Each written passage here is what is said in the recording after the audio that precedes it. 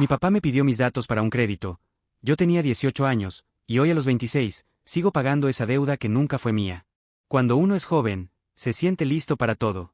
Te crees fuerte, con el futuro en tus manos, con ganas de salir adelante y demostrar que ya eres adulto. Pero nadie te advierte que los primeros golpes no siempre vienen de la calle, ni de desconocidos. A veces vienen de donde más confías. De las personas que llevas llamando familia toda tu vida. Yo me llamo Diego. Tengo 26 años. Y a esta edad, todavía estoy pagando el precio de una decisión que tomé a los 18, cuando recién me entregaron mi credencial del INE y sentía que el mundo estaba por abrirse para mí. Lo que no sabía, es que esa primera firma que hice para ayudar a mi papá fue también la firma que marcó los siguientes 8 años de mi vida. Vivíamos en una casa pequeña en la periferia de Zapopan. Una colonia de gente trabajadora, calles de terracería con baches que siempre esquivabas con el coche o la bici, y vecinos que sabían más de ti que tú mismo. En mi casa éramos 4, mi mamá, que siempre fue callada, dedicada, de las que hacen milagros con la despensa, mi hermana menor, de carácter fuerte, pero muy en su mundo, mi papá, y yo. Mi papá era complejo. No era violento ni cruel, pero era de esos que nunca terminaban nada. Siempre tenía una nueva idea, un nuevo negocio, un nuevo proyecto, una oportunidad que no podíamos dejar pasar. Una vez quiso vender cosméticos por catálogo, luego celulares desbloqueados, después artículos de cocina. Todo empezaba con entusiasmo, pero siempre terminaba igual, con una excusa. A pesar de eso, yo lo admiraba. Tenía labia. Sabía convencer. Cuando hablaba, hacía que creyeras que todo era posible. Me decía cosas como, tú sí vas a lograr lo que yo no pude, tú no naciste para quedarte estancado. Y esas palabras me llenaban de orgullo. Me hacían sentir que tenía una misión, que no podía fallar. Que si alguien creía en mí, era él. Yo trabajaba en una refaccionaria desde hacía un par de meses. Medio tiempo. No ganaba mucho, pero era mi primer trabajo serio. Me gustaba. Me sentía útil. Empezaba a juntar dinero para una motito que quería desde hacía tiempo. Todo iba bien. Hasta que una noche, justo después de cenar, mi papá entró a mi cuarto con unos papeles en la mano y una sonrisa incómoda en la cara. ¿Puedes ayudarme con algo, hijo? Es una tontería, no te va a afectar en nada. Yo dejé el celular y lo miré. Se sentó en la orilla de la cama, desplegó los papeles sobre mis piernas y me explicó que necesitaba sacar un crédito de unos 15,000 pesos. Que lo usaría para comprar herramientas porque iba a arrancar un negocio con un amigo mecánico. Que ya tenía todo listo, pero que como él tenía créditos activos, no se lo iban a autorizar. Que necesitaba que alguien más, yo, firmara por él. No más es firmar. Yo lo pago. A ti no te van a molestar para nada. Es un favor, hijo, nada más. Tú sabes que siempre estoy buscando cómo mejorar. Esta es buena, de verdad. Yo me quedé en silencio. No sabía qué decir. Por dentro algo me incomodaba. Pero me pudo más el peso emocional. Me recordó cuando me llevaba a la escuela, cuando me enseñó a andar en bici, cuando en la primaria vendió unas cosas suyas para comprarme unos zapatos nuevos. Todo eso vino a mi mente en segundos. Y como muchos hijos que no quieren decepcionar a sus padres, le dije que sí. Al día siguiente fuimos juntos a la financiera. No era un banco. Era una de esas oficinas que aprueban créditos en menos de una hora. Me pidieron mi INE, comprobante de domicilio, y me pusieron a firmar. Un montón de hojas. Yo apenas leí. Tenía 18 años, no tenía idea de lo que significaban todos esos términos. Solo sabía que mi papá estaba ahí, guiándome. Que él me decía que todo estaba bien. Me preguntaron si estaba seguro. Él respondió por mí. Yo solo asentí. Salimos de ahí con el dinero en efectivo. No me dijo cuánto le habían dado exactamente. Yo no pregunté. En el camino me compró una torta ahogada, como para celebrar. Me sonrió, me dio una palmada en la espalda y me dijo: gracias por confiar en tu papá. Vas a ver que esto va a salir bien. Te lo prometo. Eres un buen hijo, Diego. Me hace sentir orgulloso. Y yo, sentí que había hecho lo correcto. Esa noche dormí tranquilo. No había nada que me hiciera pensar que algo podía salir mal. Pensé que le había dado un empujón a mi papá. Que había colaborado con su progreso. Que había demostrado ser maduro. Pero lo que no sabía es que esa noche, sin saberlo, había firmado algo más que un papel. Había firmado el derecho a cargar con una deuda que no era mía. Una deuda que, años después, me seguiría cerrando puertas, una tras otra. Lo que vino después, me enseñó que no hay traición más dura que la que viene de alguien que te mira a los ojos y te dice que te ama. Al principio, todo parecía estar bien. Mi papá seguía con su rutina normal. No hablaba mucho del negocio, pero de vez en cuando decía cosas como que todo iba viento en popa o que ya casi se hacía el primer pago. Yo no insistía.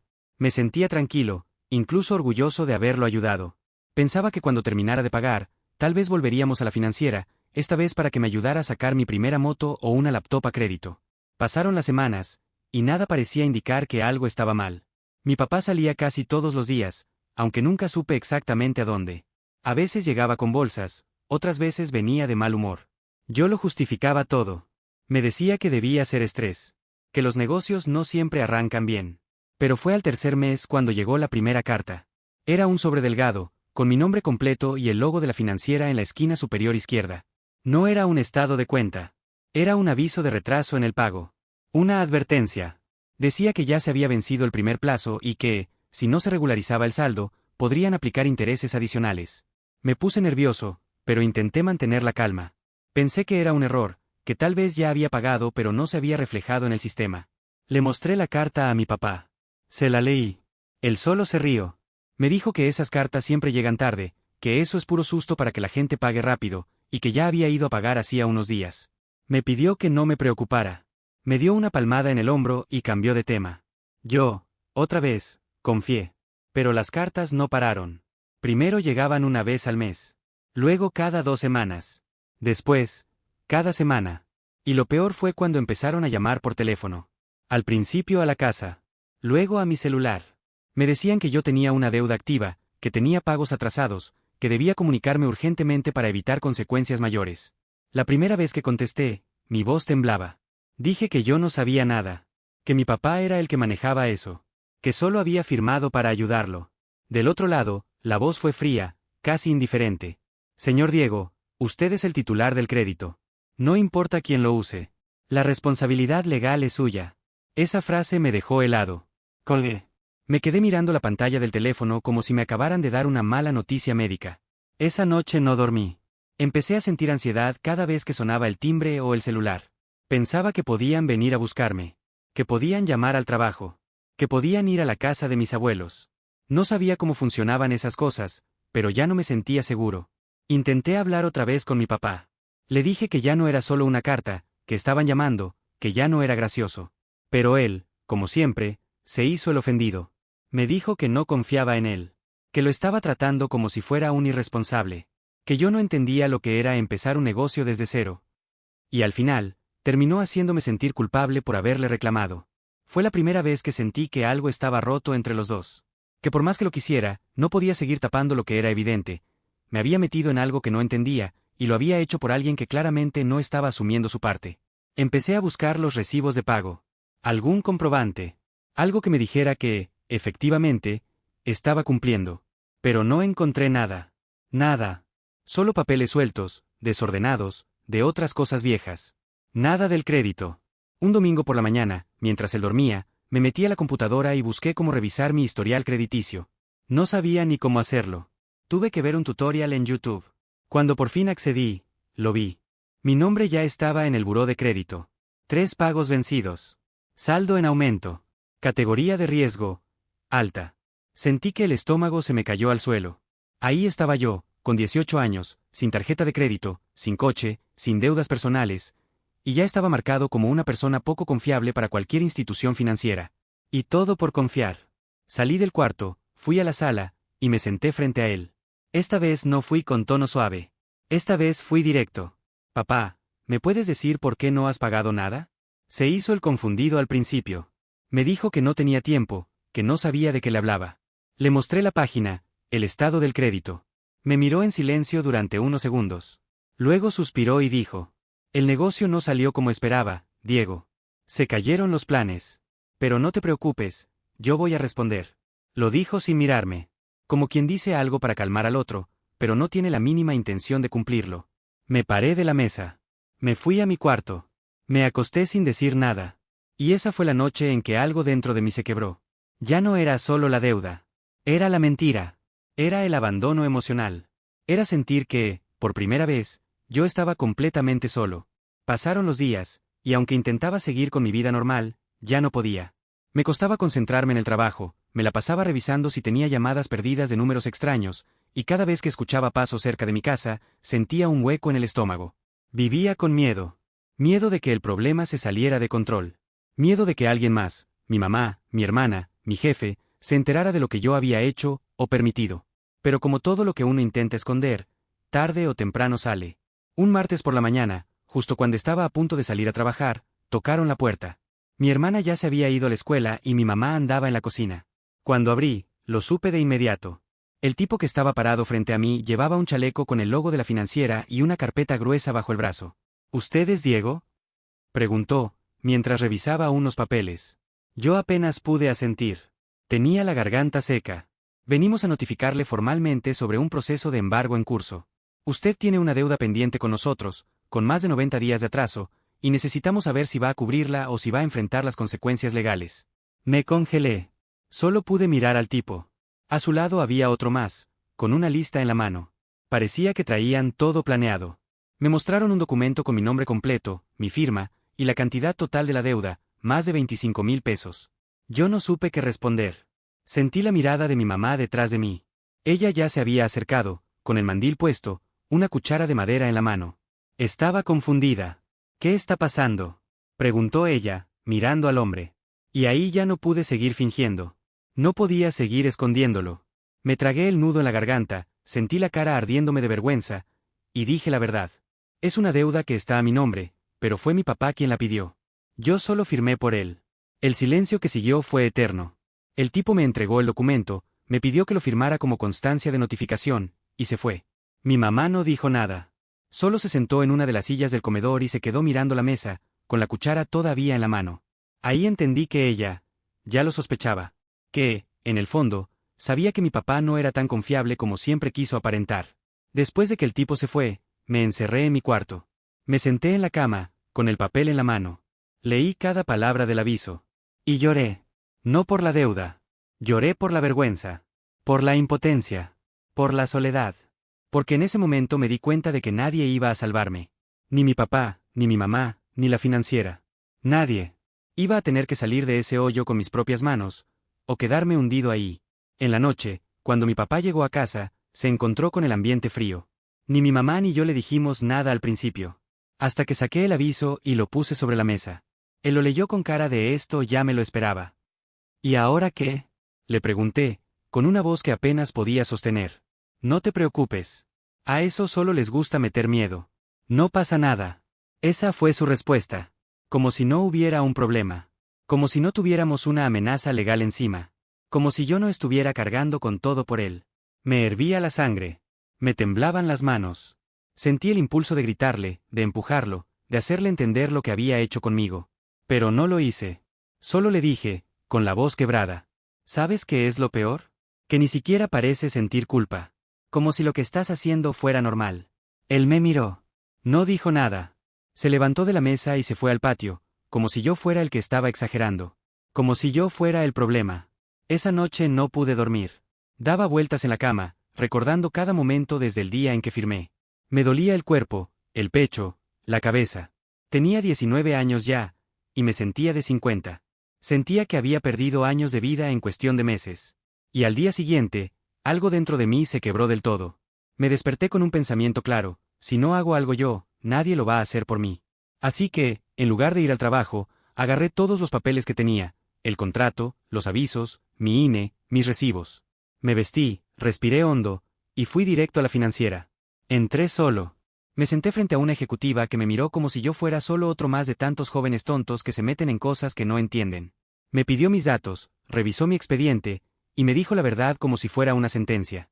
Señor Diego, usted es el único responsable. No importa quién usó el dinero. Legalmente, todo está a su nombre. Y si no paga, perderá su historial crediticio por años. Incluso puede enfrentar cargos si no responde. Le pregunté si había forma de resolverlo. Me dijo que podía firmar un convenio de pago. Que debía comprometerme a pagar mensualidades por 2 años. Que si fallaba una sola vez, se cancelaba todo y se iría directo a proceso legal. No tuve opción. Firmé. Salí de ahí con una hoja en la mano y el alma en los talones. Me senté en una banqueta, afuera, frente a un puesto de tacos que ya había cerrado. Y ahí, por primera vez en mucho tiempo, lloré. Lloré por todo lo que me callé. Por todo lo que me tragué. Por todo lo que hice solo por amar a mi papá. Lloré sin ruido, como lloran los que ya no saben a quién acudir. Pero esa fue también la primera vez que sentí algo distinto, determinación. Porque ya no iba a esperar. Ya no iba a suplicar. Ya no iba a confiar en promesas vacías. Desde ese día, supe que si quería tener algo, tendría que hacerlo con mis propias manos. Aunque fuera poco. Aunque tardara años. Aunque tuviera que empezar desde cero, iba a empezar solo. Después de firmar aquel convenio, sentí una mezcla extraña entre derrota y alivio. No había triunfado, pero al menos había tomado el control. Ya no era una víctima pasiva esperando a que alguien viniera a rescatarlo. Estaba enfrentando el problema, con miedo, con dudas, pero con los ojos abiertos. Y eso, aunque no lo sabía aún, sería el primer paso hacia mi verdadera independencia. Ese mismo día, mientras caminaba de regreso a casa, me hice una promesa silenciosa: no iba a pedirle nada más a mi papá. Ni dinero. Ni disculpas. Ni explicaciones. Nada. Ya no podía confiar en él. Me había demostrado que su palabra no valía más que un chiste mal contado. No porque fuera un monstruo, sino porque era un hombre débil. Un hombre que no sabía asumir las consecuencias de sus actos. Y si yo seguía esperando algo de él, solo iba a seguir lastimándome. Al día siguiente, fui a mi trabajo como si nada. No dije nada a mis compañeros. No conté mi problema. Me limité a hacer lo mío, a concentrarme, a observar. Por dentro, estaba hecho pedazos. Pero por fuera, me esforzaba por parecer entero. Lo necesitaba. Quería demostrarme que todavía podía salir adelante. Poco después empecé a buscar un segundo trabajo. Algo que pudiera hacer los fines de semana o por las tardes. Encontré un puesto de ayudante en una tienda de abarrotes del barrio. Pagaban poco, pero me servía. Los domingos cargaba cajas, acomodaba productos, limpiaba. Me dolía todo el cuerpo, pero no me quejaba. Cada peso que ganaba, lo separaba. En un sobre aparte. Ese era mi dinero para limpiar mi nombre. Mi rutina cambió por completo. Ya no salía con amigos. Ya no compraba ropa. Dejé de hacer cosas que me gustaban, como ver fútbol o ir a jugar a las canchitas del parque. Cada día se sentía como una misión. Despertar, trabajar, comer, trabajar otra vez, pagar lo que se pudiera, dormir. Repetir. Me convertí en un joven viejo. En alguien que parecía cargar con una familia sobre la espalda. Lo más difícil no fue lo económico. Fue lo emocional. En mi casa, el ambiente se volvió tenso. Mi mamá no decía mucho, pero yo sabía que sufría en silencio. A veces me dejaba el desayuno servido con una notita: cuídate mucho, hijo. Nunca me preguntó directamente por la deuda, pero su forma de mirarme cambió. Me veía con una mezcla de tristeza y orgullo. Como quien sabe que su hijo está pagando por errores que no deberían ser suyos. Mi papá, en cambio, actuaba como si nada hubiera pasado. Se levantaba tarde. Veía la televisión. A veces salía y volvía con bolsas, con cervezas, con comida chatarra. Ni siquiera preguntaba cómo me iba. Y lo peor, es que nunca mencionó el tema. Jamás me dijo gracias por hacerme cargo. Jamás me ofreció pagar ni un solo peso. Y eso fue lo que más me dolió. No su irresponsabilidad, sino su indiferencia. Una noche, mientras cenábamos, él empezó a contarle a mi hermana sobre un supuesto nuevo proyecto que estaba por arrancar. Algo de vender refacciones por Facebook. Yo solo lo miré. No dije nada. Pero por dentro, algo se rompía más cada vez que lo oía hablar de emprendimientos sin haber cerrado el desastre del anterior. Me levanté de la mesa, dejé los trastes en el fregadero y me encerré en mi cuarto. Esa noche escribí en una hoja lo que quería hacer en los próximos 5 años. Cosas simples: salir del buró, tener un fondo de ahorro, conseguir un empleo mejor, independizarme. Lo pegué en la pared, justo frente a mi cama. Cada vez que despertaba, lo veía. Y cada vez que quería rendirme, lo volvía a leer. Los meses pasaron. Mi vida se convirtió en una rutina silenciosa de esfuerzo constante. Algunos días llegaba a casa tan cansado que ni cenaba. Me acostaba con el uniforme sucio, los pies ardiendo y la cabeza llena de cuentas. Pero también, poco a poco, empecé a ver avances. Empecé a cumplir con los pagos del convenio. Aunque fueran cantidades pequeñas, puntuales. Mi estatus en la financiera pasó de moroso grave a cliente en convenio. No era lo ideal, pero era un paso adelante. Una tarde, recibí una llamada del área de cobranza. Pensé que era para regañarme, pero no. La mujer al otro lado de la línea me dijo: Señor Diego, queríamos felicitarlo. Usted ha cumplido con todos sus pagos puntualmente. Si continúa así, en menos de un año podrá liquidar la deuda por completo. Me quedé en silencio. No sabía qué decir. Solo apreté el teléfono contra mi oído y respondí: Gracias. No ha sido fácil. Lo sabemos, dijo ella. La mayoría no cumple. Usted es de los pocos que lo ha hecho. Colgué. Me quedé mirando al techo de la tienda donde trabajaba. Y por primera vez en mucho tiempo, sonreí. No era una sonrisa de victoria. Era una sonrisa chiquita, rota, cansada, pero real. Porque me di cuenta de que estaba saliendo. De que sí se podía. De que, aunque no tenía apoyo, ni papá, ni padrino, ni ahorros, tenía algo que muchos no, carácter. Y eso, supe en ese momento, valía más que cualquier firma. Más que cualquier crédito. Los días se volvieron meses. Y los meses, años. Pero aunque el tiempo pasaba, la sensación de estar detenido seguía ahí. Sentía que la vida de los demás avanzaba, mientras la mía estaba en pausa.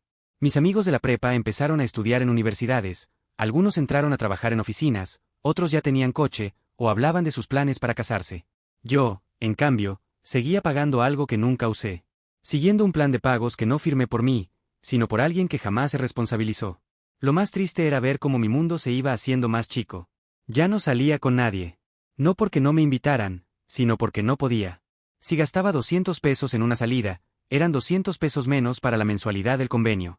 Si llegaba tarde al segundo trabajo, podía perderlo. Si compraba un pantalón nuevo, me quedaba corto para el camión de la semana. Aprendí a hacer malabares con lo poco que tenía. A contar los días para la quincena. A evitar lugares donde supiera que había gente que podría preguntar, ¿y tú qué has hecho de tu vida? La vergüenza era silenciosa. Pero estaba ahí. Una tarde me encontré con un excompañero del bachillerato. Me dijo que lo habían contratado en una empresa transnacional. Que le acababan de aprobar su primera tarjeta de crédito. Que estaba por comprarse un carro usado. Me preguntó si yo también estaba en eso, y no supe qué responder. Le dije que sí, que estaba trabajando en algo. Me sonreí con una mentira y me despedí rápido. Caminando de regreso a casa, me dieron ganas de llorar. No por envidia, sino por rabia. Por frustración. Porque yo no era flojo. Yo me partía el alma todos los días. Y sin embargo, parecía que el mundo me estaba castigando por algo que ni siquiera hice. En mi casa, las cosas no cambiaban. Mi papá seguía siendo el mismo, el rey de los planes vacíos. De vez en cuando decía que ahora sí tenía algo bueno entre manos. Que un amigo le iba a prestar capital. Que iba a importar refacciones desde Estados Unidos. Pero todo quedaba en palabras. Nunca lo vi tomar una sola acción para ayudarme con lo que yo estaba cargando. Una vez, en una comida familiar, un tío le preguntó en tono de broma si ya me había heredado alguna deuda. Todos rieron. Incluso él. Yo no. Yo miré mi plato y apreté los dientes. Me quería levantar de la mesa, gritarles la verdad, poner el contrato sobre la mesa y decirles, no es broma, me arruinó y nadie dice nada. Pero no lo hice. Me guardé todo. Como siempre. Mi mamá me miraba con ojos tristes. Sabía que algo en mí se estaba endureciendo. Que la sonrisa me duraba menos. Que me costaba más levantarme cada mañana. A veces me dejaba notas en mi comida o me ponía 5 pesos extras en el bolsillo por si se te antoja una galleta. Yo nunca decía nada. Pero esos detalles me mantenían de pie. A los 22 años cumplidos, hice un recuento de lo que había perdido, amistades, planes, juventud. Lo único que había ganado era experiencia. Experiencia en no confiar, en mantenerme firme, en levantarme sin que nadie me ayudara. Era joven, sí. Pero ya no me sentía así. Sentía que tenía 40. Que cargaba con algo invisible que no me dejaba caminar con la cabeza en alto. Y, sin embargo, seguí. Un día, revisando mi correo electrónico, encontré una carta de la financiera. Al principio pensé que era otro recordatorio o un estado de cuenta más. Pero no. Era un resumen de cumplimiento. Un reconocimiento por haber pagado cada mensualidad del convenio, sin fallar una sola vez durante más de 1 año y medio. Me quedé viendo el correo como si fuera un premio. Como si me hubieran dado un trofeo invisible que nadie más podía ver. Me dieron ganas de imprimirlo, de enmarcarlo, de pegarlo en la pared. No por vanidad, sino porque por primera vez en mucho tiempo, alguien, aunque fuera una empresa de cobranza, me estaba diciendo que lo estaba haciendo bien. No se lo conté a nadie. Pero ese día compré un pan de esos rellenos de crema, que casi nunca me permitía. Me lo comí solo, en silencio, sentado en la azotea de la casa. Miré el cielo anaranjado del atardecer, y por un momento, sentí paz. Por unos minutos, no me dolía la espalda. Ni el corazón. Ni la historia. Porque estaba saliendo. Tal vez lento, tal vez arrastrándome, pero estaba saliendo. Y eso, para alguien que había tocado fondo, ya era una forma de volar. Cuando por fin hice el último pago, no supe cómo reaccionar. No hubo música de fondo. No hubo aplausos. Ni siquiera una sonrisa. Solo estaba yo, sentado frente al cajero de la tienda donde trabajaba, viendo la notificación en mi celular, pago registrado, convenio liquidado. Sentí un vacío raro. Como cuando terminas algo que te consumió tanto tiempo, que ya no sabes quién eres sin eso. Ya no debía nada. Pero tampoco tenía nada. Solo yo. Yo y el cansancio acumulado de años. Yo y las veces que me tragué el llanto. Yo y los domingos que pasé cargando cajas mientras otros descansaban. Esa noche, volví a casa más tarde de lo habitual. Caminé despacio. Me paré frente a una papelería que tenía una cartulina en la entrada: créditos personales desde 3,000 pesos con tu INE. Me reí. Por dentro. Porque yo sabía lo que costaba una firma mal puesta. Lo que pesaba una promesa incumplida. Entré a casa. Mi papá estaba viendo la televisión. Comiendo papas. Ni me miró. Solo alzó la voz y dijo: ¿Ya cenaste? Yo no respondí. Solo pasé de largo y subí a mi cuarto. Me quité los zapatos, me senté en la cama, y respiré hondo. Había terminado. No le dije nada. No quería que lo supiera. No necesitaba su reconocimiento. Su perdón. Su orgullo. Había dejado de esperarlo años atrás.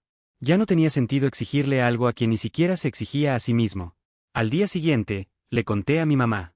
Solo a ella. Se le llenaron los ojos de lágrimas. Me abrazó en silencio. Me dijo perdón, aunque no tenía por qué. Yo solo la abracé de vuelta. Porque en el fondo, los dos sabíamos que había crecido sin red. Que ella también vivía atrapada en esa casa, en ese silencio, en ese hacer como que todo está bien. Poco después, tomé una decisión: irme. No sabía a dónde, ni cómo. Pero tenía que salirme. No solo de la casa. Tenía que salirme del ciclo. Del patrón. Del lugar donde todo se justificaba con «es que así es tu papá». Conseguí un cuarto en renta con un amigo. Empecé a ahorrar. Vendí algunas cosas. Y me fui. Con una maleta pequeña. Con ropa usada. Pero con algo que no se compra: dignidad. Los primeros meses fueron duros. Pero dormía tranquilo. Ya no tenía pesadillas. Ya no soñaba con cartas de cobranza. Ya no escuchaba pasos y pensaba que era la financiera. Empecé a reconstruirme poco a poco. A conocerme. A entender que yo no era el error que me habían heredado. Que mi historia podía empezar desde cero, aunque tuviera que arrastrar las cicatrices. Hoy tengo 26 años. No tengo carro. No tengo casa. No tengo lujos. Pero tengo algo que pesa más: un nombre limpio. Un nombre que me costó años limpiar. Un historial que no mancha a nadie más que a mí. Y una conciencia tranquila. De mi papá, ya no espero nada. No lo odio. Pero tampoco lo admiro. A veces lo veo como un ejemplo inverso. Como un aviso de lo que no quiero ser. Como la prueba de que tener hijos no te vuelve valiente. Que prometer no es igual a cumplir. Que pedir ayuda sin asumir consecuencias no es confianza. Es abuso. Si algún día tengo un hijo, le voy a enseñar algo que yo aprendí a golpes. Nunca uses el amor como escudo. Porque cuando lastimas a alguien que te ama, el daño no se ve, pero nunca se borra. Y lo más triste de todo, es que ni siquiera hace falta que te odien. Basta con que dejen de confiar en ti. Eso sí duele. Eso sí pesa. Eso sí se queda para siempre.